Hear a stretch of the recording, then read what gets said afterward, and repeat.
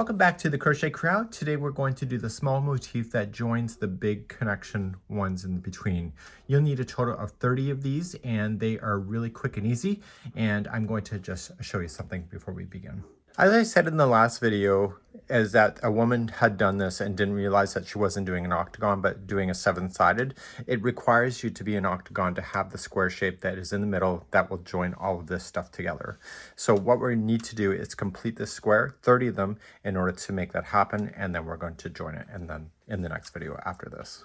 So let's begin round 1. Round 1 and 2 is the same as the large motif, and you're going to start off with your white.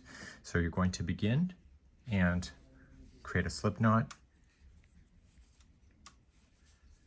chain 4, 1, 2, 3, 4, and then slip stitch to the beginning chain to form the center ring. And now let's move on to round number 1. To do round number 1, it's going to be a concentration of the number 8, and I'll show you that in a second. So you're going to chain 3. Okay, that's your first double crochet, and then chain 1 more. So you're technically chaining 4. So it's your first double crochet and a chain 1 space. And I need you to put 7 double crochets into the ring that are separated by a chain 1. So just double crochet into the ring, chain 1, and double crochet into the ring. Go right up over top of that straggler. Let's get that stuck underneath so that we don't have to sew that in later. So you're looking for 8 spokes or 8 posts going around. That's why the number 8 is valid today. So chain 1, double crochet in,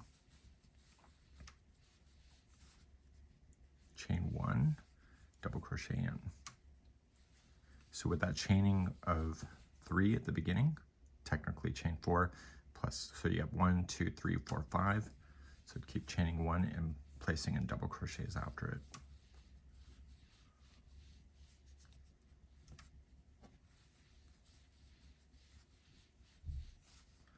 2, 3, 4, 5, 6, 7, one more. This is 8. And after the 8th double crochet is in, chain 1 and then slip stitch to the chain 3. Okay, so not to the chain 4, chain 3, and slip stitch and pull up. I'm recommending that yarn that you just went over, get it out of the way now because it's going to be your nemesis if it's in your way later. And just create a nice large loop and let it hold, and we're moving on to round number 2. So round number 2, we're technically doing the very beginning again, but this is interlocking. So we're going to create a slip knot, and you're going to go to the space after the chain 4. So this is chain 4, so you're going to go right into here. So you see where this is the join, you're right here.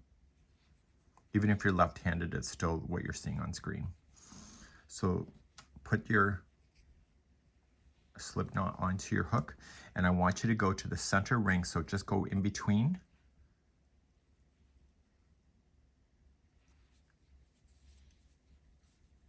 And pull through.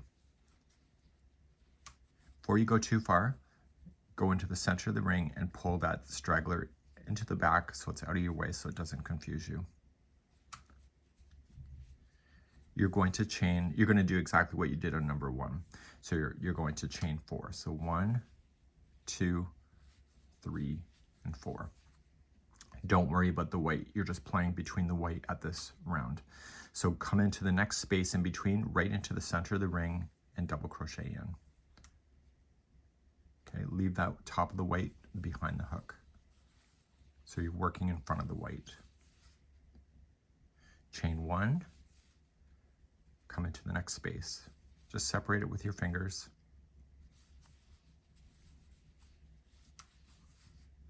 Chain 1. Okay. You're going to do that. So if you did 8 last time, there's going to be 8 this time. So chain 1 to separate.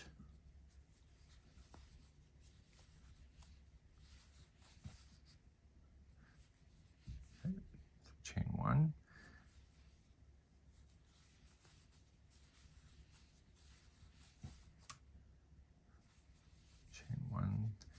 Separate,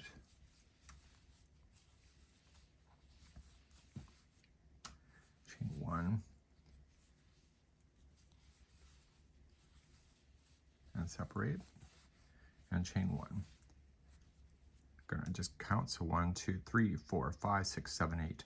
Here's the thing, you need to make sure that this white one is in front of your project before you do the attaching. So lay it in the front, and then you're going to slip stitch to the 3rd chain up.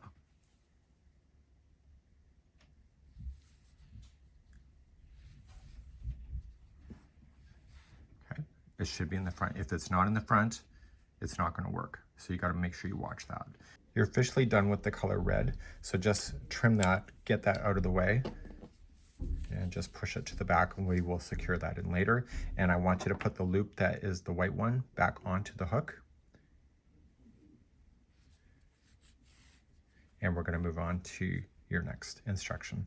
So using only the white section, just push the red in behind. You're going to slip stitch to the first chain 1 space and chain 3. So 1, 2, 3, and then in the same chain 1 space, just put another double crochet.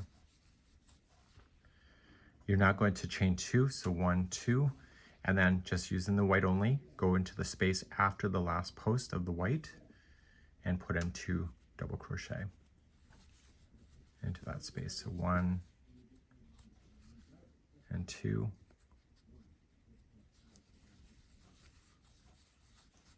Chain 2 and keep doing that around.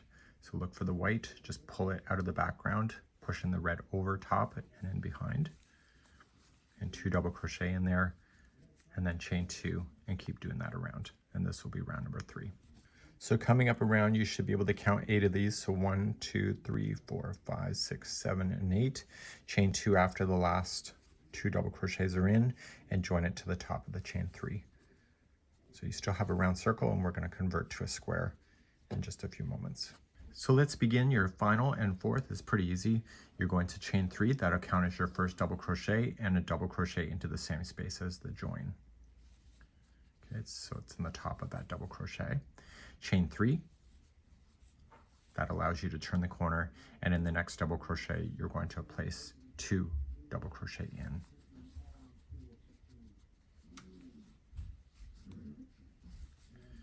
Okay, the next chain 2 space is going to be 2 half double crochet. So we have 1 and 2. The next 2 double crochet will be a single crochet each. And now we're going to get bigger going to the next corner. So the next one is 2 half double crochet. And then we start a new corner. So the first double crochet is going to have 2 double crochet in it. Chain 3 to turn, and the next double crochet will be the other 2 double crochet for the final of that corner. Okay, so you're going to keep moving around just like that. So the next space is 2 half double crochet. The next one is 2 single crochets, so 1 into each. And now you're going to get a bit bigger, so 2 half double crochet as you're leading to the next corner, and then you start your next corner. So it's going to be 2 double crochet into the first double crochet, chain 3, and 2 double crochet into the very next one after that.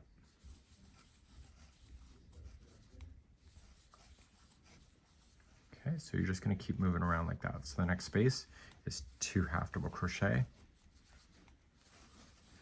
Okay, and then you just keep moving around just like that, and I'll see you at the end of the round.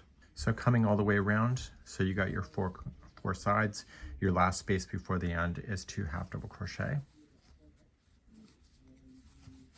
And then you're going to join with the slip stitch to the top of the chain 3, and then you're done.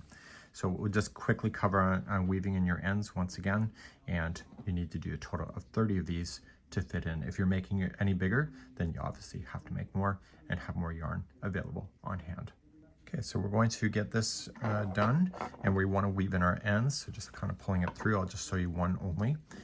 And it's the same as we did in the other video. So just take your ends and weave them in. I would do them as you're completing each square, so it's not as daunting.